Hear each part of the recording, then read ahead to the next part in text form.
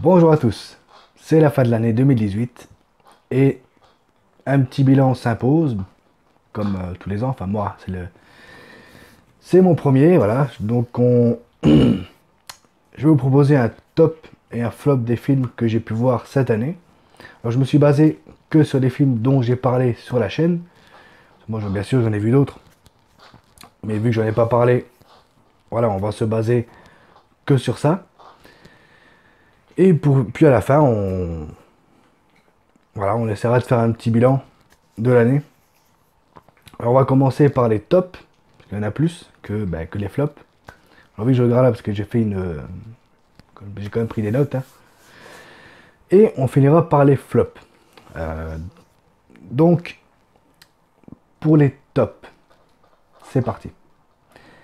Alors, en deuxième position, on a 50 nuances plus claires.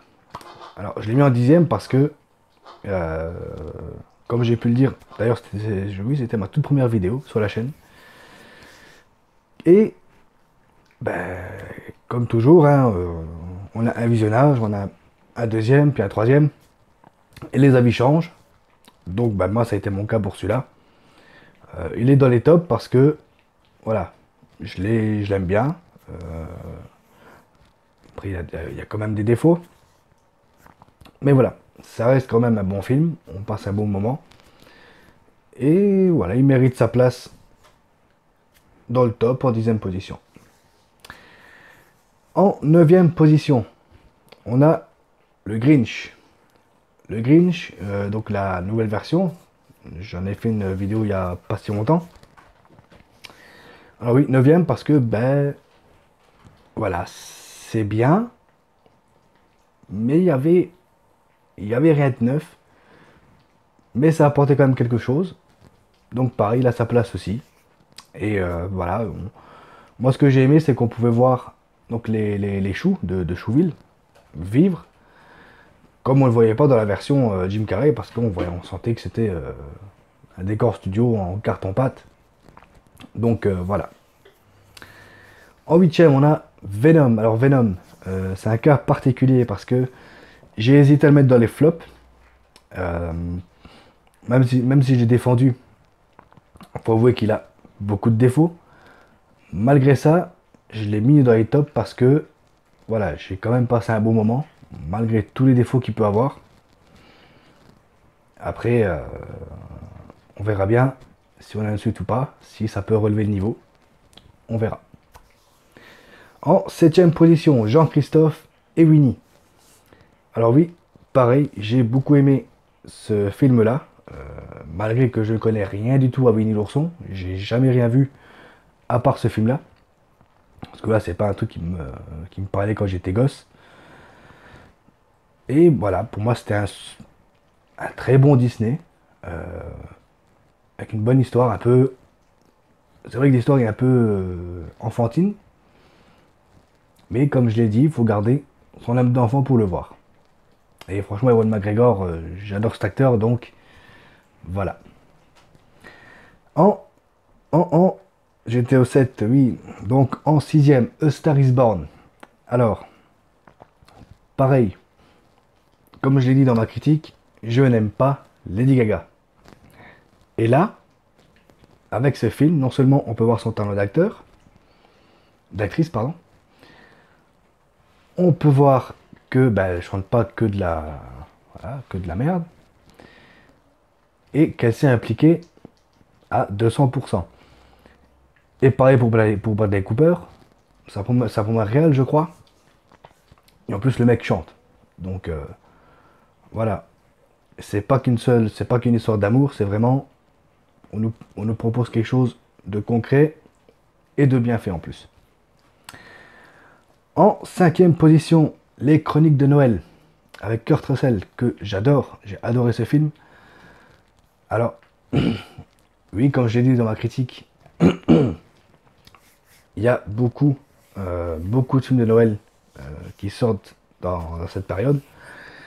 Alors là, je mets un petit point parce que c'est un film Netflix. Et Netflix, d'après les peu de films que j'ai vus qu'ils ont produits, ils y mettent les moyens. Et pour les chroniques de Noël, ils y ont mis les moyens. Que ce soit au niveau des effets spéciaux, de leurs acteurs. On sent qu'ils veulent bien faire. Et franchement, bah, c'est passé comme une lettre à la poste. C'est passé vraiment très bien. Et oui, on a beaucoup de films de Noël qui sortent, mais on n'en a pas beaucoup qui, qui m'ont fait cet effet-là. En quatrième position, Halloween. Halloween, le retour de Michael Myers avec Jamie Lee Curtis. Bah, que j'ai adoré. Que j'ai adoré. Je pense que ça s'est vu dans la critique que j'ai faite. Alors, pourquoi j'ai adoré? Bah, tout simplement parce que, pour une fois, on a une suite qui, oui, qui fait table rase des autres films, mais en même temps, qui renoue avec le slasher, le vrai slasher, et pas seulement ces espèces de sous-merde où on voit des jeunes débiles courir et se faire tuer un après l'autre. Non, là, on avait vraiment la sensation de redevenir la proie. Et c'est ça qui m'a fait aimer ce film. Pas seulement Curtis ou Michael Myers. En troisième position, on a Mandy. Mandy avec Nicolas Cage. Alors, Nicolas Cage, j'ai un rapport très particulier avec lui parce que j'adore cet acteur.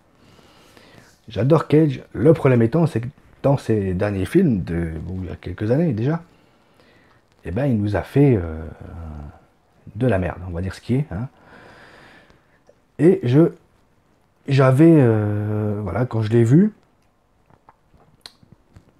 bonjour Philou, voilà, oui, j'ai des chats qui aiment passer devant l'écran, voilà.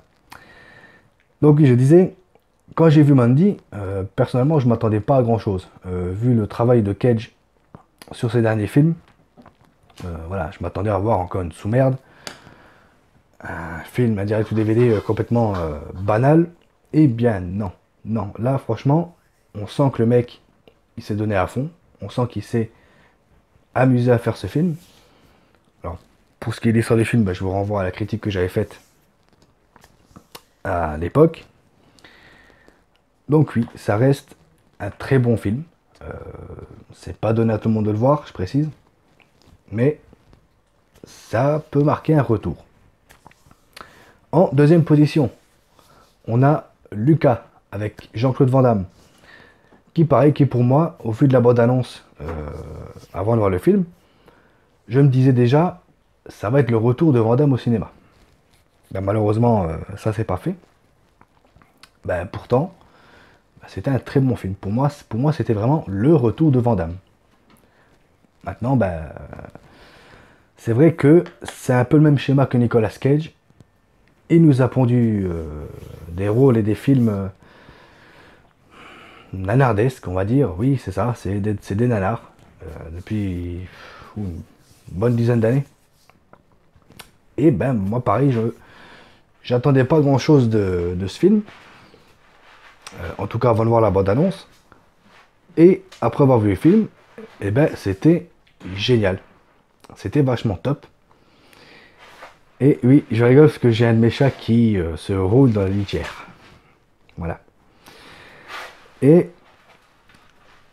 voilà, Lucas, c'est quand même dommage qu'il n'ait pas fait beaucoup parler de lui. Parce que ça reste un film vraiment pas mal qu'il faut voir. Donc pour moi, il mérite sa deuxième place. En première position, alors là, c'est un film qui m'a marqué. Voilà, que je ne pouvais pas le mettre autre part qu'en première position. C'est Ghostland de Pascal Laugier. Avec entre autres Mylène Farmer.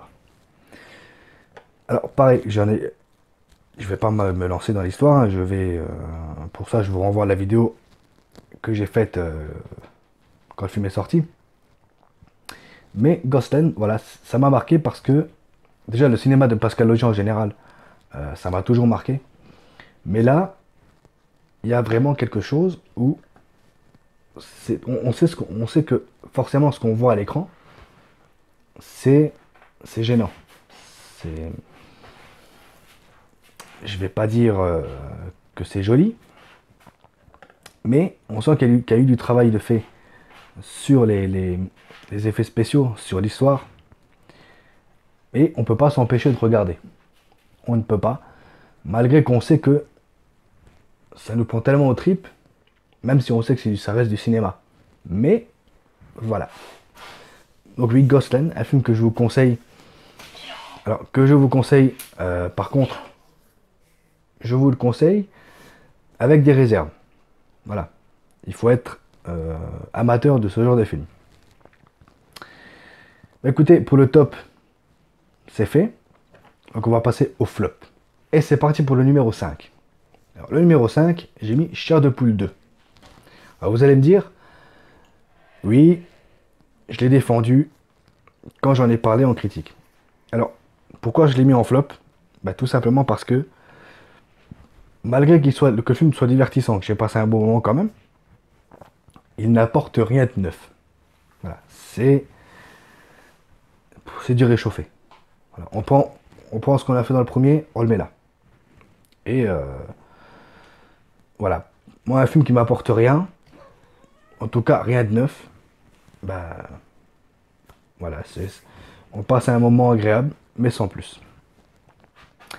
En quatrième position, alors là, ça me fait chier parce que j'attendais beaucoup de ce film, comme je vous l'avais dit.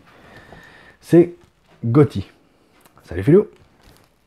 Alors Gotti avec John Travolta, j'attendais ce film parce que, alors déjà pour moi c'était le retour de John Travolta. Que pareil, c'est un acteur que j'adore. Mais Gotti, ben, pour moi ça a eu le syndrome de la môme. Où on a des... Voilà, c'est monté un peu n'importe comment. On comprend rien à ce qui se passe, à ce qu'on voit. Et je suis pas rentré dans le film. Et voilà, ça m'emmerde parce que ben, j'en attendais beaucoup. Franchement, j'étais déçu. En troisième position, le Slenderman. Alors Slenderman, ça m'emmerde parce que j'en attendais beaucoup. J'attendais beaucoup de ce film. Que ce soit pour les bandes annonces, le mythe entier Slenderman. Et ben non, non, c'est pas passé. En tout cas chez moi, c'est pas passé. Que ce soit au niveau des acteurs, de la réal, j'allais dire, oui, peut-être même aussi du temps d'apparition de Slenderman. Toute la cohérence de l'histoire, c'est du n'importe nawak. On part dans tous les sens. En deuxième position, voilà, on commence dans le foutage de gueule. La Nonne. La Nonne. Spin-off de The Conjuring. The Conjuring que j'avais adoré. Et c'est donc le deuxième spin-off après Annabelle. Annabelle que j'avais aussi détesté. Mais là, concrètement, on nous prend pour des jambons. Pourquoi? Parce que tout ce qu'on va voir dans ce film, c'est vraiment... déjà, le film n'a pas lieu d'être parce que tout ce qu'on va apprendre là-dessus, on l'a appris dans The Conjuring 2. Donc le film en lui-même n'a pas lieu. Il n'a pas lieu d'être. En plus de ça, la réelle, c'est une catastrophe. La lumière aussi. On ne voit rien dans ce film dans ce film de merde. Et voilà. Je l'ai mis en deuxième position parce que ben, y a pire encore. Et en première position du flop 2018, Alad 2. Alors, là, on arrive dans du foutage de gueule, mais vraiment à 1000%. Sur la vidéo que j'ai faite dessus, en titre, j'ai marqué le pire film de ma vie, et c'est vrai. J'ai rarement vu un film aussi nul. Que ça soit par sa réal, que ça soit encore les décors, encore ça pouvait aller. Mais les acteurs, encore si on peut appeler ça des acteurs. Et franchement, non mais sérieusement, c'est du foutage de gueule quoi là-dedans. C'est pas un film, c'est un sketch. C'est un sketch. Qu'ils fassent ça dans leur sketch, je veux bien. Mais pas au cinéma. Pas au cinéma, cinéma c'est du sérieux merde. Franchement. Et quand je vois que ben, ça marche, ben, ça m'énerve encore plus. Donc non, Alad 2, oui, c'est vraiment le pire film de ma vie. Et bien écoutez, voilà, pour le top flop 2018. Alors bon, c'est mon premier, donc c'est un peu brouillon. Hein. Alors, on va fêter la fin de l'année, mais pas seulement. Dans un mois, on va fêter les 1 an de la chaîne. Alors déjà, je tiens à remercier ceux qui suivent la chaîne. Alors, voilà, pour d'autres, ça c'est rien, mais pour moi, c'est déjà pas mal. Vous êtes déjà 51 à suivre la chaîne.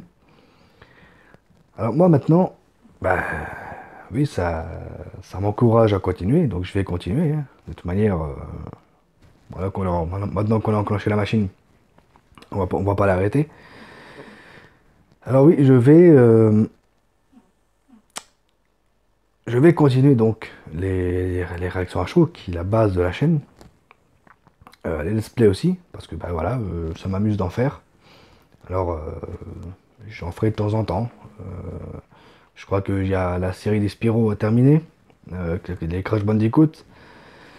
Et je pensais me lancer dans d'autres séries, donc on verra.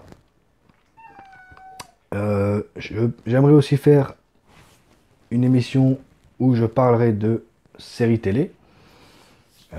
Bon, pour l'instant, c'est juste une idée, mais voilà, on verra ce que ça donne. Et donc oui, ça fait déjà, oui, ça fait déjà, ça va faire un an déjà, donc ça passe vite. Donc, moi, je vous souhaite une très bonne année. Comme toujours, n'hésitez pas à commenter la vidéo. Si vous avez des questions, posez-les en commentaire. N'hésitez pas à partager la vidéo, la liker, ça fait toujours plaisir. Buvez pas trop ce soir, mais amusez-vous quand même. Ciao, à l'année prochaine.